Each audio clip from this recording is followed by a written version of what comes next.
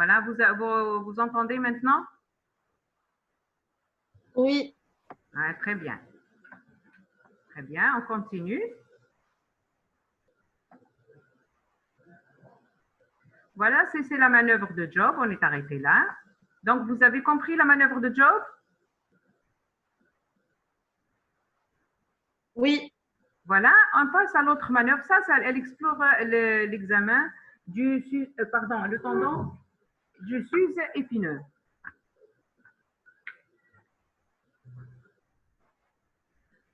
On a du sous-épineux du petit rang. C'est la manœuvre de patte. C'est le test de patte. On va demander au patient de faire une rotation, ici externe, avec le bras à 90 degrés, l'avant-bras la même chose. Et le patient, il va faire une résistance contre cette rotation-là. Donc, le patient, il va ramener son bras comme ça. Et l'examinateur, il résiste, essaie de résister. Donc, si quelqu'un il a une atteinte du sous-épineux du petit rang, ça va déclencher une douleur. Ça, c'est des manœuvres c'est des manœuvres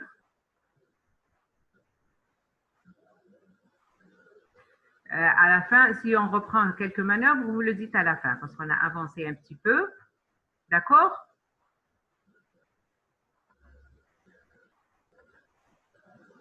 Et ça, c'est la manœuvre de Gerbert qui explore le sous-scapulaire. Donc, le patient, il ramène en rotation interne ici la main au dos à 10 cm. Si quelqu'un arrive à tenir sa main à 10 cm du dos, c'est que le sous-scapulaire, il est intact. Sinon, si la main, le dos de la main vient buter contre le dos.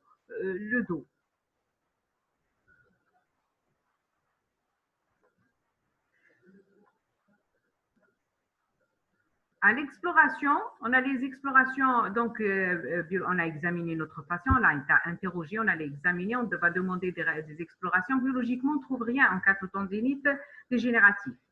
Quand c'est dû au travail et tout, bien arthrosique. La radiographie, la plupart du temps, elle est normale. Bien, on va trouver une simple déminéralisation de la tête humérale. Ou bien on va trouver une calcification qui se projette au niveau de l'espace acromio-trochitérien. Ça, c'est une radiographie normale. Vous voyez la surface. Il faut respecter cette interligne-là, la hauteur de cette partie supérieure. Ça, l'interligne. L'os qui est bien minéralisé, il n'y a rien. Vous trouvez les surfaces régulières, la tonalité de l'os, la hauteur de l'interligne est respectée. C'est parfait. Regardez ici, on va trouver, regardez la différence, ici, la normale. Regardez, on a une calcification. Comme vous connaissez votre anatomie, donc ici, c'est l'insertion de la coiffe des rotateurs. Donc ici, c'est une tendinite calcifiante, il y a une calcification. Si vous trouvez cette calcification, ça veut dire que c'est une tendinite chronique. C'est quelqu'un ça fait longtemps qu'il est en train de faire des tendinites à répétition. C'est synonyme. Sinon, si c'est une tendinite aiguë, elle vient de voir la première poussée, vous n'allez rien trouver ici. L'exploration la plus, qui contribue le plus au diagnostic, c'est l'échographie. L'échographie qui va mettre en évidence l'atteinte du tendon et l'état des muscles qui entourent toute l'articulation pratiquement, et qui peut mettre en évidence un épanchement ou des lésions. Elle prépare la nature.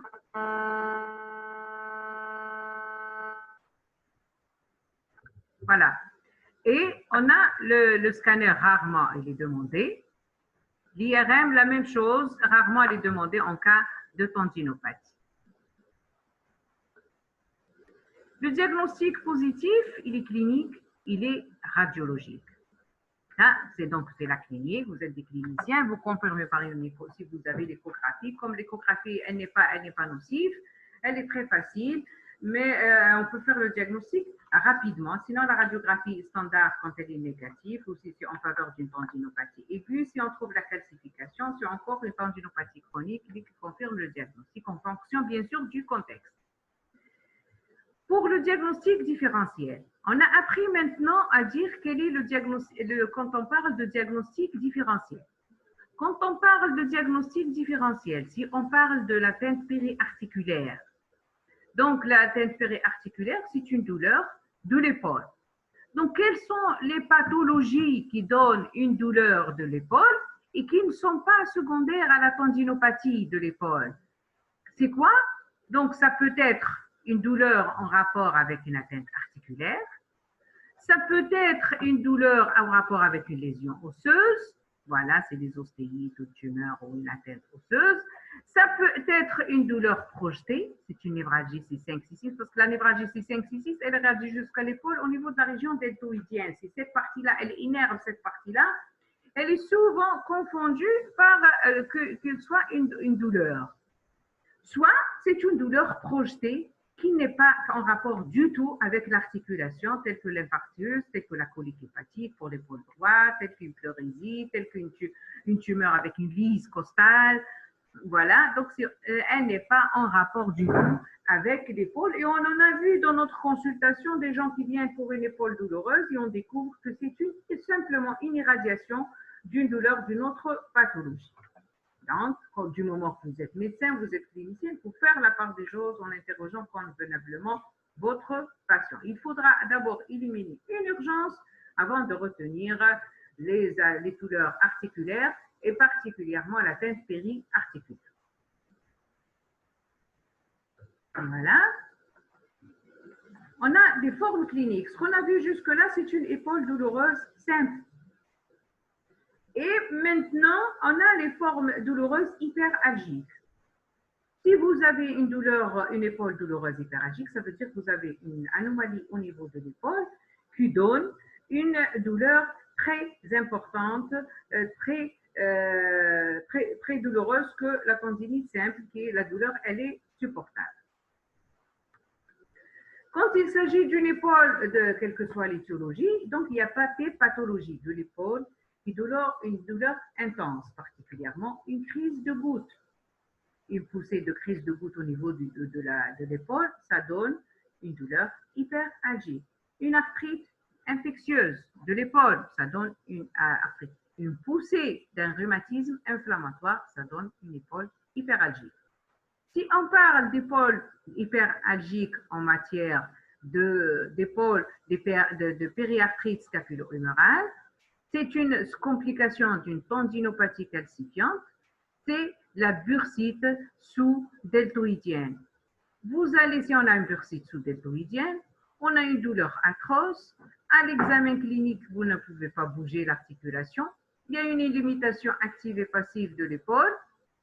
À la radiographie, on peut trouver une calcification. Vous avez